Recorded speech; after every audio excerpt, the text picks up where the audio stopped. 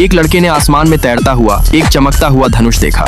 वो डरते डरते उस धनुष को नीचे उतारता है। जैसे ही उसने धनुष की डोरी खींची, हवा अचानक तेज तीरों में बदल गई। फिर वो तीर एक सुनहरे ड्रैगन का रूप लेकर आसमान में उड़ गए। ड्रैगन ने दूर के पहाड़ों को चीर दिया। जोरदार धमाके की आवाज सुनकर पूरे कबीले के बुजुर्ग चौंक गए।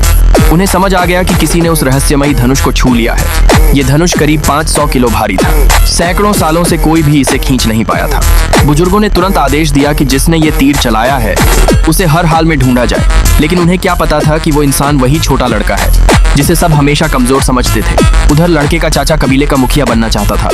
उसने सबको अपनी ताकत उसके हवाले करने को कहा। तभी दादी माँ बोली कि मुखिया वही बनेगा जो मुकाबला जीत कर दिखाएगा। मुकाबला शुरू हुआ। एक साथ 60 उड़ती हुई प्लेटें हवा में फेंकी गईं। जिसने सबसे ज्यादा प्लेटें तोड़ी वही विजेता होगा। लड़के की माँ लड़ाई में ज्यादा ताकतवर नहीं थी, लेकिन फिर भी वो हिम्मत करके मैदान में उतर गई। पहले राउंड में वो सिर्फ एक प्लेट तोड़ पाई। सब लोग उसका मजाक उड़ाने लगे। तभी लड़का जानबूझकर बोतल की तरफ पेशाब करने लगा और जोर से बोला, हवा बहुत तेज है, निशाना लगाना मुश्किल है। माँ तुरंत समझ गई कि उसका बेटा उसे हवा की दिशा बता रहा है। इस बार उसने अपना निशाना बदला और एक साथ 9 प्लेटें तोड़ दी। लेकिन दुश्मन फिर भी उसका मजाक उड़ाते रहे। अब सामने वाले का शिष्य मैदान में आया। उसने पहले ही राउंड में 6 प्लेटें तोड़ दी। उसे पूरा भरोसा था कि जीत उसी की होगी। लेकिन जब उसने दूसरी बार तीर चलाया, तभी लड़के ने चुपके से अपनी उंगलियां हिलाईं। अचानक तीरों की दिशा बदल गई और वो सिर्फ 3 प्लेटें ही तोड़ पाया।